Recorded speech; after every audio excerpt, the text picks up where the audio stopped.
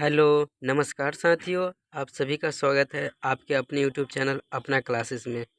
साथियों, आज हम चर्चा करने वाले हैं बिहार बोर्ड कक्षा 10th यानी 10वीं के जीव विज्ञान के कुछ महत्वपूर्ण दीर्घ उत्तरीय प्रश्न के बारे में। तो आइए इस वीडियो को शुरू करते हैं। और हाँ, वीडियो शुरू करने से पहले अगर आप चैनल पर नए हैं तो चैनल को सब्सक्राइब कर लें, वीडियो को लाइक कर दें। तो आइए इस वीडियो को शुरू करते हैं। आपने जीव विज्ञान के विषय में तंत्रिका तंत्र के बारे में तो जरूर सुना होगा। आपको तंत्रिका तंत्र सुनते ही समझ में आ गया होगा कि कितना इम्पोर्टेंट प्रश्न है तंत्रिका तंत्र न्यूरॉन का सचित्र वर्णन। आज हम इसी प्रश्न पर चर्चा करने वाले हैं। तो चलिए इस वीडियो को शुरू करते हैं। बिहार बोर्ड मैट्रिक परीक्षा 2023 के लिए बहुत ही इम्पोर्टेंट प्रश्न है, तो आपको इसे अच्छी तरह से समझना है और इसे नोट कर लेना है। चलिए इस वीडियो को शुरू करते हैं। ये जो चित्र है ये तंत्रिका तंत्र यानी न्यूरॉन का चित्र है। इसी तरह आपको बिल्कुल इसी तरह आपको चित्र बना लेना है। इसमें ये छोटे छोटे जो पार्टिकल निकले हुए हैं, ये सब छोटे छोटे पार्टिकल ये डेंड्राइट्स हैं। ये सब डेंड्राइट्स हैं। क्या हो गया? ये सब डेंड्राइट्स है। डेंड्राइट्स का क्या कार्य होता है? तो ये संदेश को एकत्र करता है और इसे साइटोन तक पहुंचाता है। साइटोन तक पहुंचाता है। ये छोटे छोटे पार्टिकल इसमें दिख रहा है, छोटे छोटे। ये निसेल ग्रेनुअल हो गया। इधर ये ऐसे बना हुआ है स्टार की तरह, ये कोशिकाएं हो गया। बीच में जो है वो केंद्रक है। इधर ये जो बना हुआ है ये हो गया श्वान कोशिका। अब बीच में जो ऐसे लाइन आया है, दो लाइन ऐसे है, इसे तंत्रिका कक्ष कहते हैं। तो बिल्कुल इसी तरह आपको तंत्रिका तंत्र का चित्र बना लेना है। तो हम बढ़ते हैं आगे की ओर। बिल्कुल इसी तरह आपको चित्र बना लेना है। इसकी परिभाषा की ओर हम बढ़ते हैं और इसके परिभाषा को जानते हैं कि इसका कार्य क्या है। चित्र इस तरह आपको बना लेना है। बढ़ते हैं आगे की ओर। इसकी परिभाषा क्या है इसके बारे में जानते हैं। परिभाषा जानते ही आपको सब कुछ समझ में आ जाएगा। तो आपको बिल्कुल ऐसे ही चित्र बना लेना है तंत्रिका तंत्र का। इसे हम बड़ा कर देते हैं ताकि आपको अच्छी तरह से दिख सके।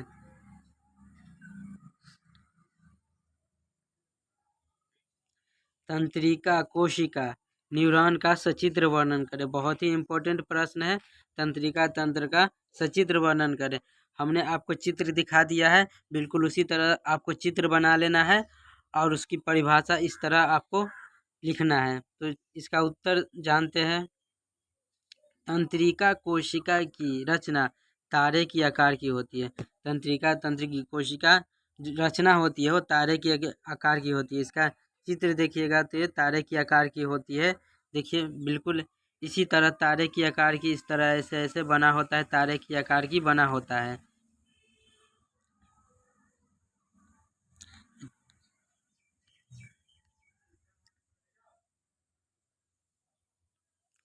तंत्रिका कोशिका की रचना तारे की आकार की होती है। इसमें अनेक डेंड्राइट्स होते हैं। इसमें अनेक डेंड्राइट्स होते हैं। ये डेंड्राइट्स ज्ञानेंद्रियों द्वारा संवेदनाओं को एकत्र करके साइटोन तक पहुंचाता है। साइटोन में संवेदना विद्युत आवेश में परावर्तित हो जाता है। एक बार और इसे पढ़ेंगे। तंत्रिका कोशिका तारे की आकार की होती है। इसमें अनेक डेंड्राइट्स होते हैं। छोटे छोटे इस तरह से जो निकला हुआ रहता है वो डेंड्राइट्स होता है।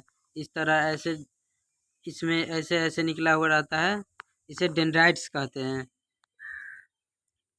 वो जो डेंड्राइट्स होता है वो संदेश यानी ज्ञानेंद्रियों द्वारा संवेदनाओं को एकत्र करके साइटोन तक पहुंचाता है। ये डेंड्राइट्स ज्ञानेंद्रियों द्वारा संवेदनाओं को एकत्र करके साइटोन तक पहुंचाता है। साइटोन में संवेदना यानी जो संदेश होता है वो विद्युत आवेश में परावर्तित हो जाता है। संवेदना एक्सॉन से होते हुए इसके अंतिम सिरे तक पहुंच जाती है। एक्सॉन के अंत में यह आवेश एसिटलकोलिन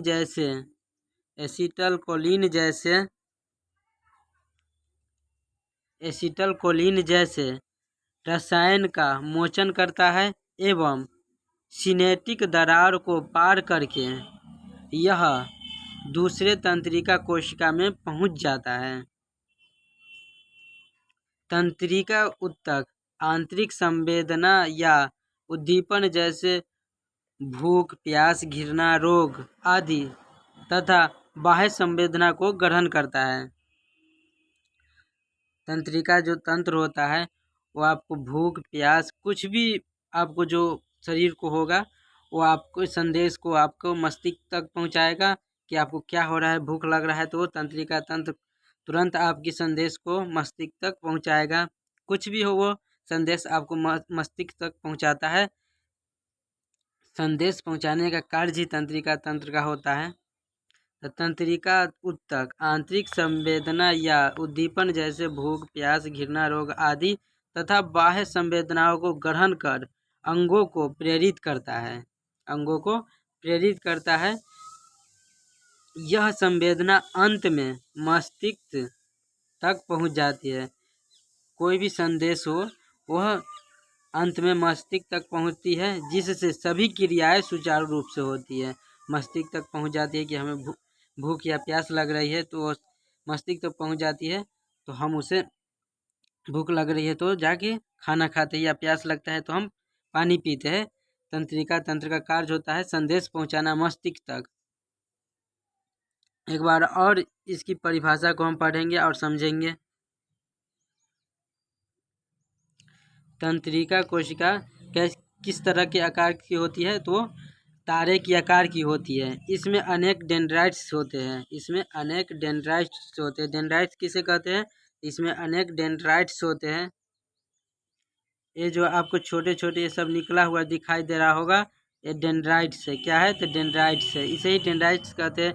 ये जो डेंड्राइट्स होते हैं ये संदेश को एकत्र करके ये कोशिकाएं यानी साइटोन तक पहुंचाता है और ये साइटोन जो है इसे आगे पहुंचाता है।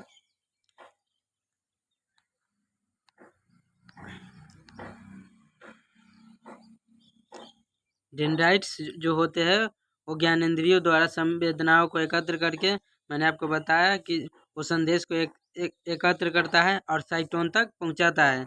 और साइटोन जो संवेदना होता है उसे विद्युत आवेश में परावर्तित कर देता है। साइटोन जो होता है उसे विद्युत आवेश में परावर्तित कर देता है। विद्युत आवेश में परावर्तित करने के बाद वो तेजी से फ्लो होता है बॉडी में, तो उसे विद्युत आवेश में परावर्तित कर देता है। और संवेदना एक्सॉन से होते हुए इसके अंतिम सिरे तक पहुंच जाती है। एक्सॉन से होते हुए अंतिम सिरे तक पहुंच जाती है। एक्सॉन के अंत में यह आवेश एसिटलकोलिन जैसे रसायन का मोचन करता है एवं सिनेटिक दरार को पार कर यह एक दूसरे तंत्रिका कोशिका में पहुंच जाता है। ये सिनेटिक दरार को पार कर एक दूसरे यानी सभी कोशिकाओं तक पहुंच जाता है। तंत्रिका ऊतक आंतरिक संवेदना या उद्दीपन जैसे भूख, प्यास, घृणा, रोग आदि तथा बाह्य संवेदना यानी संदेश को ग्रहण कर अंगों को प्रेरित करता है। यह संवेदना अंत में मस्तिष्क तक पहुंच जाता है। जो भी संवेदना या संदेश होता है वो अंत में मस्तिष्क तक पहुंच जाता है, जिससे सभी क्रियाएं सुचारू रूप से हो जाती है।